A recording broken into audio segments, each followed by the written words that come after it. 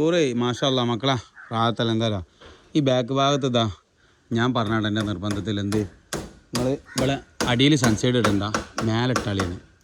പിന്നെ അതേപോലെ തന്നെ എന്ത് ചെയ്ത് മാഷാ അവർ എല്ലാവരും കൂടി സംയുക്തമായിട്ട് ചർച്ച ചെയ്ത് എഞ്ചിനീയർമാരും എല്ലാവരും കൂടി ചർച്ച ചെയ്തിട്ട് എന്ത് ചെയ്ത് ബാക്ക് ഭാഗത്ത് എന്ത് ചെയ്ത് ഷീറ്റ് മറ്റേ ചാടിച്ചിട്ടിട്ട് അതിൻ്റെ അടിസ്ഥാനത്തിൽ എന്താ പറയുക നല്ല വെളിച്ചമുണ്ടാവും ഈ കിച്ചൻ്റെ ഉള്ളിലൊക്കെ. എൻ്റെ വീട്ടിലുണ്ടെങ്കിൽ ഞങ്ങൾ നല്ല വെളിച്ചമുണ്ടാവും കിച്ചൻ്റെ ഉള്ളിൽ. അതേപോലെ തന്നെ മറ്റേ ഇവിടെ എന്ത് ചെയ്ത് ഇവിടെ ഇങ്ങനെ ഒരു നമുക്ക് ചെറിയൊരു മറ്റേ ഇതുണ്ടാക്കി കൊടുക്കാനുള്ളത് എന്ത് താമസില്ല പുറത്തേക്കൊരു മറ്റേ വാഷ് ബേസിൻ ഉണ്ടാക്കി കൊടുക്കാനാണ് ഞാൻ എന്ത് ചെയ്തിരിക്കണേ. അതിന് വേണ്ടിയിട്ട് ഇവിടെ ഒരു ചെറിയ സൺസൈഡ് എന്ത് ചെയ്തിട്ട് കൊടുത്തിട്ടുണ്ട്. അത് എന്തിനാണെന്ന് ചോദിക്കും ചിലപ്പോൾ. അതിൻ്റെ ഗ്രില്ല് അവിടെ കൊണ്ടുപോയിട്ട് കൊടുക്കാൻ വേണ്ടിയിട്ടാണ് ആ ഒരു സൺസൈഡ് അവിടെ ഉണ്ടാക്കിയത് കേട്ടോ. അതിനെ ക്യാൻലിവർ താങ്ങാൻ വേണ്ടിയിട്ട് ആ ലിൻ്റർ നേരെ എന്ത് ചെയ്ത് ഇങ്ങോട്ട് കൊടുക്കും ചെയ്ത് കേട്ടോ. അപ്പോൾ എന്തായി അതാണ് സെറ്റപ്പ് ആവും. അപ്പോൾ സലാങ്ക അവിടെ തീർന്നില്ല ലാങ്ക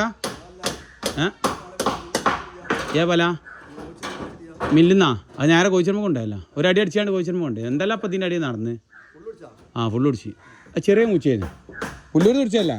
മസാല ചെക്കൻ്റെ അള്ളാഹ് വർക്കത്തെ കേട്ടാ പാവൻ്റെ കുട്ടി ജോലിയിലൊക്കെ ഉള്ള വർക്കത്തെ കേട്ടാ വെറുതെ തന്നാണ് മൂച്ചി.